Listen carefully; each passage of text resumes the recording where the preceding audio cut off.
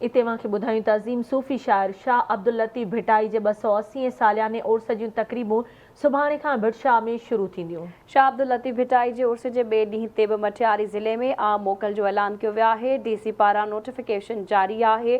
लाखिणी लतीफ़ जे उर्स जे पहिरें ॾींहं ते सिंध सरकार सॼे सूबे में आम मोकल जो ऐलान करे चुकी आहे। ब्रेकिंग न्यूज़ अवां सां शेयर करे रहिया आहियूं। अज़ीम सूफ़ी शाइर शाह अब्दुल लतीफ़ भिटाई जे 280 सालियाने उर्स जूं तक़रीबूं सुभाणे खां भिटशाह में शुरू थींदियूं। शाह अब्दुल लतीफ़ भिटाई जे उर्स जे ॿिए ॾींहं ते बि मटियारी ज़िले में आम मोकल जो ऐलान DC पारां नोटिफिकेशन जारी कयो वियो आहे। लाखिणी लतीफ़ जे उर्स जे पहिरें ॾींहं ते सिंध सरकार सॼे सूबे में आम मोकल जो ऐलान करे चुकी आहे।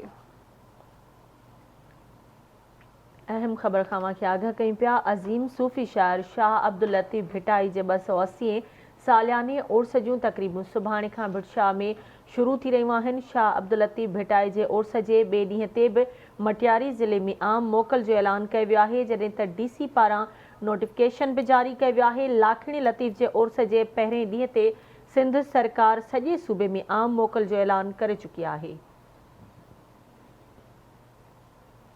ब्रेकिंग न्यूज़ अवां सां शेयर करे रहिया आहियूं। सूफ़ी अज़ीम शाइर शाह अब्दुल लतीफ़ भिटाई जी 280 सालियाने उर्स जूं तक़रीबूं सुभाणे खां भिटशाह में शुरू थींदियूं। इन हवाले सां तफ़सील मालूम कंदासीं आवाज़ न्यूज़ रिपोर्टर अब्दुल गफूर मल्लाह खां। जी अब्दुल गफूर, इन हवाले सां अपडेट कजो।